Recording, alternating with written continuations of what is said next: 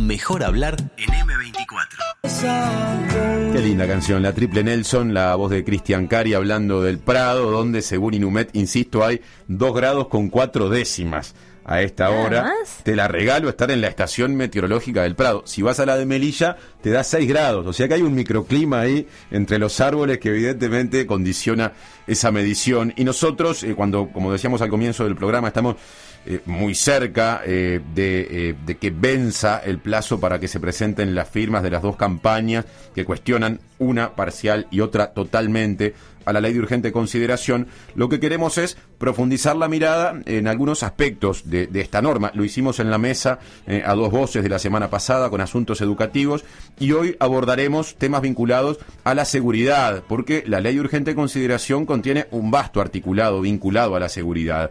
Y para desarrollar esta temática vamos a recibir ahora a Marcos Hernández Carballido, que es abogado, diplomado en penalidad juvenil, integrante del grupo de activistas e investigadores e investigadoras especializadas en seguridad, que redactó el documento titulado Análisis del proyecto de ley de urgente consideración en materia de seguridad y recomendaciones de política criminal, documento de mayo del año pasado, mayo del año 2020. Marcos, gracias por estar en Mejor Hablar. Buen día. Buen día, ¿cómo están? Muchas gracias a ustedes. Muy bien, todo bien por acá. ¿Cómo podemos, a grandes rasgos, y tomando en cuenta los artículos sobre seguridad, definir la visión que se impone en relación a este tema en la ley de urgente consideración? Y bueno, en líneas muy generales es una visión que se profundiza, que en parte ya venía un poco de antes, ha sido la tónica común a lo largo de la historia del país, por lo menos de la dictadura para acá. Un paradigma represivo y autoritario en materia de seguridad que ya ha demostrado ser ineficaz e ineficiente, más allá de que al Ministerio del Interior le gusta atribuirse a sí mismo la baja de los delitos en el último tiempo. En realidad el efecto de la pandemia no habría que subestimarlo. Hace poco salió un estudio que hablaba de eso, y bueno, es un paradigma que pone el foco en la represión sin ningún tipo de visión en materia de seguridad en lo que tiene que ver con la prevención, ni tampoco en lo que tiene que ver con la rehabilitación de las personas privadas de libertad o de las personas que cometen delitos, muy basado en prejuicios del sentido común sobre los temas de seguridad y no en evidencia.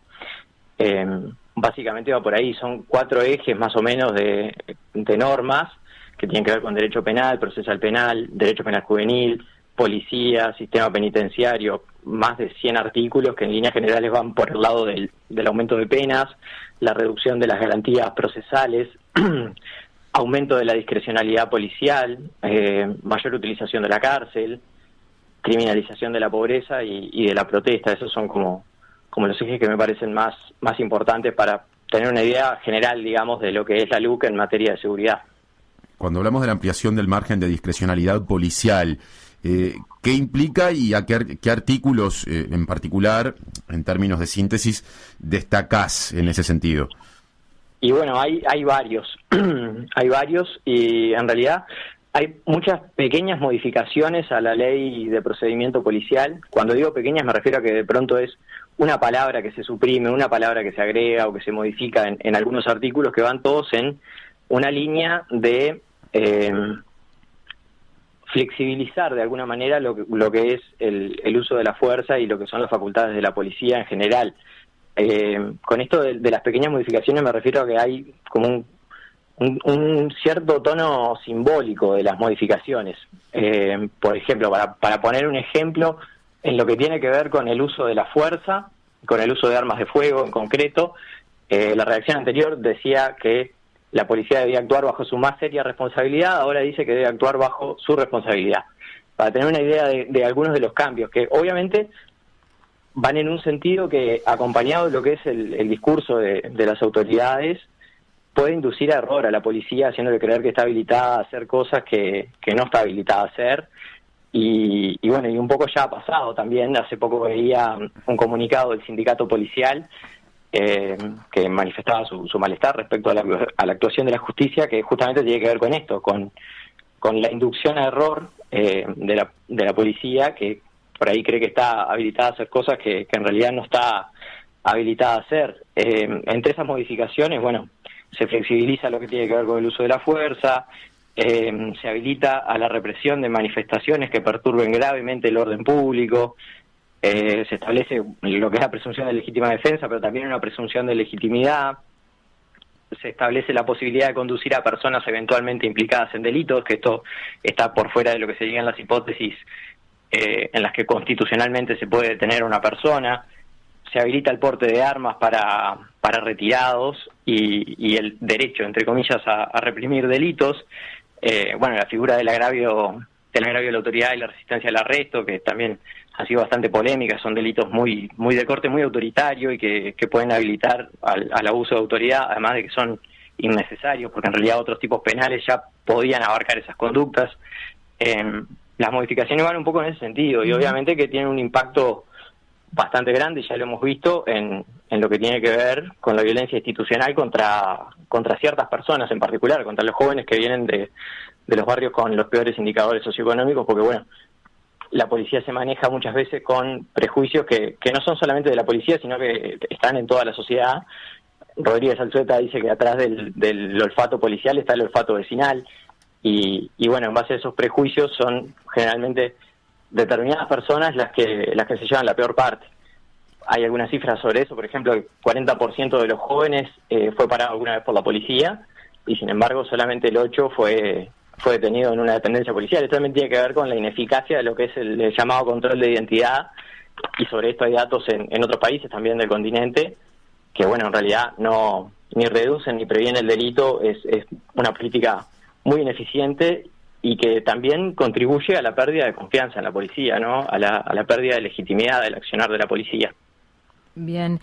Entre otros puntos, ustedes ponen de manifiesto, ponen énfasis en el hecho de apelar a la prisión en mayor medida. Esta es una de las cuestiones que destacan. ¿En qué artículos o en qué normativa se traduce esto? También ahí hay varios artículos que inciden. A través de distintos mecanismos se termina privilegiando a la cárcel como la respuesta principal al conflicto penal. Lo evidente es el aumento de penas, uh-huh, en varios delitos, sobre todo en los que tienen que ver con narcotráfico, y esto incluye particularmente al microtráfico, pero también hay otros mecanismos como, bueno, por ejemplo, lo que es la reducción de la redención de pena por trabajo o estudio, la derogación de la suspensión condicional del proceso, la limitación de las salidas transitorias, en algunos casos muy severamente, y bueno, a través de esos mecanismos se termina privilegiando la cárcel como respuesta. Las consecuencias de esto ya lo hemos visto también, el aumento de la cantidad de personas privadas de libertad. Estábamos en torno a las 11.000 y pico, 11.700 tal vez en 2019, y ahora ya estamos arriba de las 13.000. Pasamos de ser los segundos o terceros en el ranking en América Latina en la tasa de prisionización a ser los primeros con 370 cada 100.000 habitantes. Y bueno, el foco está puesto también ahí en el castigo y no en la rehabilitación. Una pregunta que te hago mientras te escucho hablar de este tema. Hace no demasiado el fiscal de corte, Jorge Díaz, cuando fue consultado específicamente con respecto a si pensaba que la vigencia, porque esta ley ya está vigente, de la ley de urgente consideración, explicaba el aumento de gente en las cárceles de los últimos meses, dijo que no, y más bien habló de la previa reforma del Código del Proceso Penal que ha hecho que la policía, digamos, tenga, según él, o que el sistema, en realidad, más allá de la policía, sea más efectivo, más eficaz, algo por el estilo. ¿Qué visión tenés vos de esto? Y yo creo que las dos cosas inciden.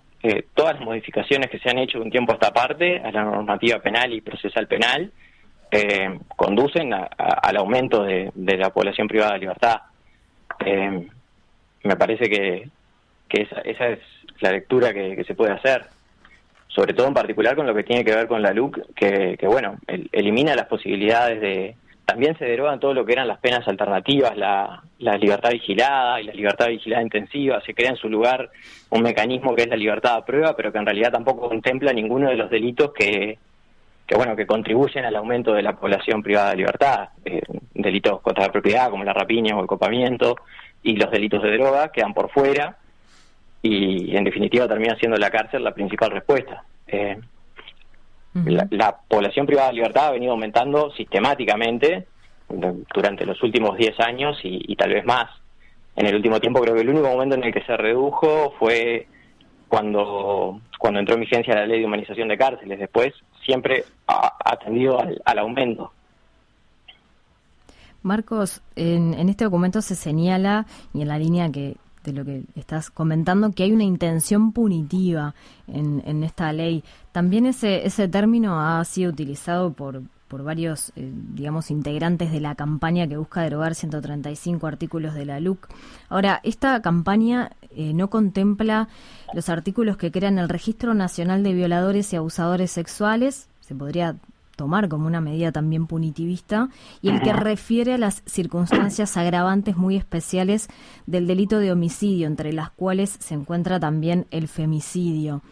Sí impugnan otros artículos que tienen una intención de aumentar penas o de ser más contundentes con las medidas que se imponen a quienes lo cometen.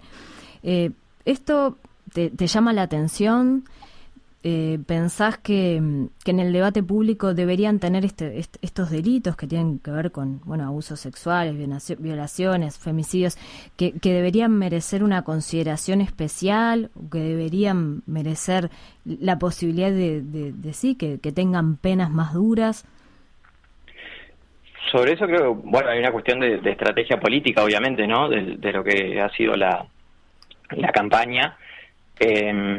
Y me parece que sí, que tendría que haber un debate mucho más amplio que el que ha habido, porque en definitiva, la LUC también por el mecanismo que se aplicó y el contexto en el que aparece, que recordemos que entra al Parlamento ya comenzada la pandemia y con todas las medidas de restricción, y obviamente no se permitió un debate profundo para lo que son las modificaciones, ¿no? Que son realmente muchas, y algunas de ellas bastante graves.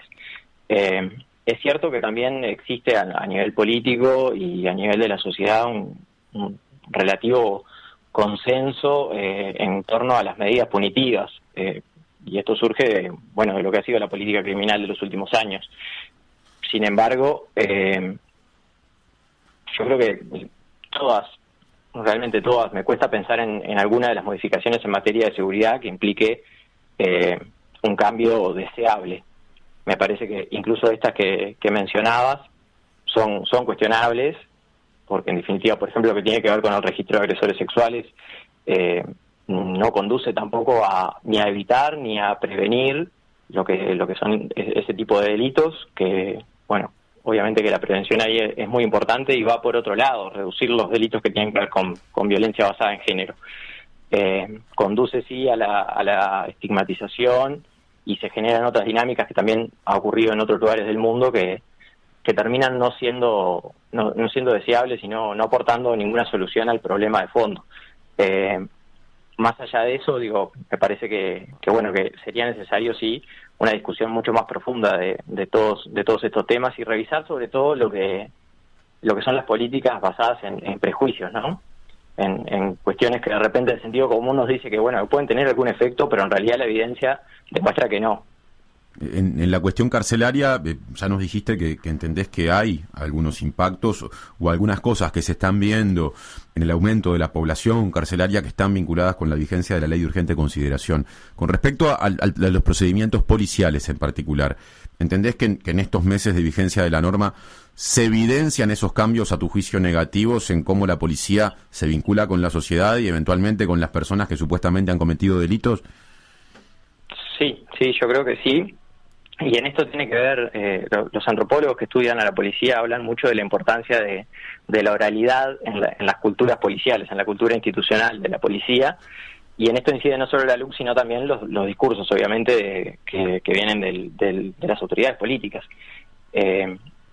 Los cambios que trae la LUC junto con determinados discursos que van como en un tono de arenga, obviamente habilitan a la policía a actuar a veces un poco de manera extralimitada, y eso ha sido una constante, incluso desde antes de la vigencia de la LUC, desde el 1 de marzo, cuando asumen las nuevas autoridades, ya al poco tiempo se empiezan a ver más casos de violencia policial.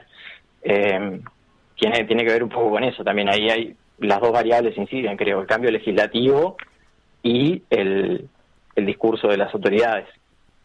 Uh-huh. Marcos, por otro lado, recién hablabas del endurecimiento de penas en relación a delitos de microtráfico de drogas. ¿Hay alguna contemplación en la LUC para, digamos, enfrentar el tráfico a mayor escala de drogas? Recuerdo el cuestionamiento de la derogación de varias disposiciones de la Ley de Inclusión Financiera que se decía que podrían llegar a tener incluso efectos negativos sobre los controles antilavado. Esto está relacionado también con el tráfico de drogas.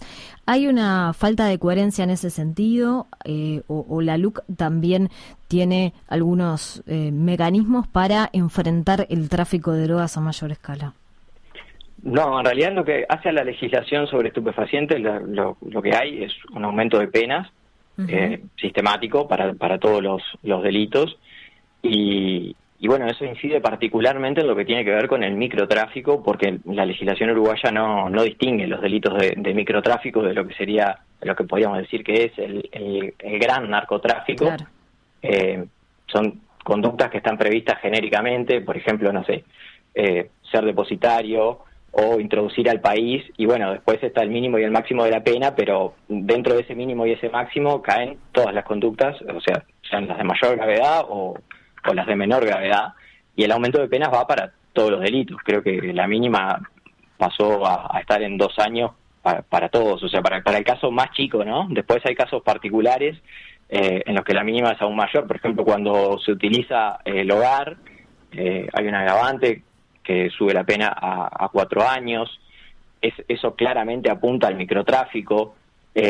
También hay un agravante para cuando la sustancia en cuestión es pasta base, que hace que la mínima sea de 3 años, que, bueno, la pasta base es la droga que los pobres le venden a los pobres. Claramente no se apunta al gran narcotráfico, y bueno, va directamente contra los últimos eslabones de la cadena, y afecta especialmente a las mujeres, porque en realidad tienen una participación mayor en proporción, no en términos absolutos, pero sí en proporción en lo que tiene que ver con los delitos de microtráfico, generalmente por cuestiones de supervivencia más que nada, y también por dinámicas que tienen que ver con la violencia de género.